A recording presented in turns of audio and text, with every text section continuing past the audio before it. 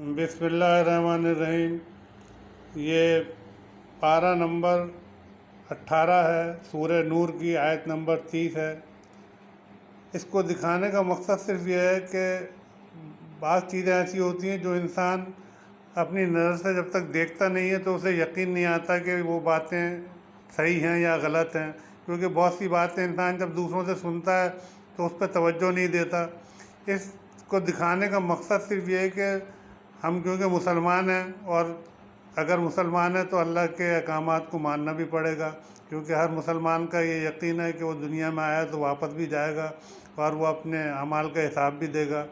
और अल्लाह ताला ने अगर कुरान में कोई बात बयान की है तो वो बात बहुत सोच समझ के बयान की गई है, और उसके असरात भी आते हैं माशरे पे भी, अपने घर के माहौल पे भी, अपने बच्चों पे भी।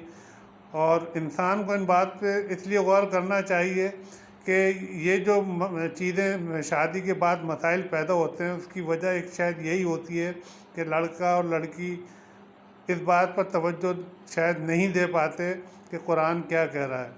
अब बहुत सी चीज़ें ऐसी हैं कि जब तक इंसान अपनी नज़र से देखता नहीं है तो उसे शायद यकीन भी नहीं आता, लेकिन इस चीज़ को दिखाने का मेरा मकसद भी ये है कि इंसान जब अपनी नज़र से देख लेगा तो फिर उसको कोई शक बाकी नहीं रहेगा, और वो ये नहीं कह सकता कि भाई मैंने देखा नहीं था, ये जो मैं दिखा रहा हूँ। और अपने दुपट्टे अपने सीनों पर डाले रहा करें।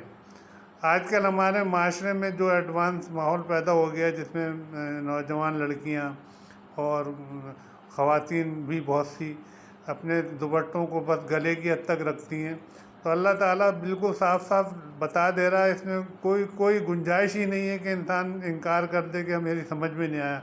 और अपने दुपट्टे अपने सीनों पर डाले रहा करें। तो मकसद कहने का ये है कि अल्लाह ताला जब कोई अहकामात देता है तो वो बहुत सोच समझ कर देता है, और उसकी वजह भी ये होती है कि माशरे में बुराइयां जो पैदा होती हैं उसकी वजह इन्हीं बातों को तवज्जो ना देना है। तो मकसद कहने का ये है कि जब इंसान अपनी नज़र से पढ़ लेता है तो उसे खुद यकीन आ जाता है कि जो कुछ कहा गया अब इसमें कोई गुंजाइश बाकी नहीं रहती, और कोई नहीं चाहता कि वो इन बातों पे तवज्जो ना दे। असल चीज़ ये होती है कि उसने पढ़ा ही नहीं होता। अब ये जो तर्जुमा है ये तो सीधा सीधा डायरेक्ट कुरान का तर्जुमा है, किसी की बात नहीं है, ना मैं कह रहा हूँ ना कोई और कह रहा है। ये तो साफ साफ लिखा हुआ है कि अल्लाह ताला ने कुरान में कह दिया और अपने दुपट्टे अपने सीनों पर डाले रहा करें। तो इससे जाहिर है कि जब तवज्जो दी जाएगी, और फ़ैशन करने पे कोई बुराई नहीं, फ़ैशन बिल्कुल करना चाहिए, लेकिन इस्लाम ने फ़ैशन करने के भी तरीके बताए हैं, और इस्लाम के मुताबिक अगर फ़ैशन किया जाए तो अच्छा भी लगता है।